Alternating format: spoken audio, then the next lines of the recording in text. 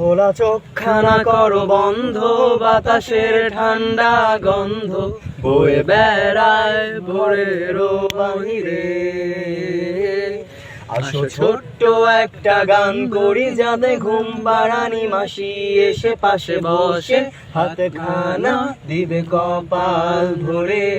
ভয় নেই আমি কাছে, হাতে খানা ধরে আছি হেসে কোলেতে আমার মাথা তোমার। অন্ধকার রাত নিশ্চুপ, সব জোনাকির দল আজও জেগে আছে, তারা হয়তো অপেক্ষায় তোমার ঘুমে।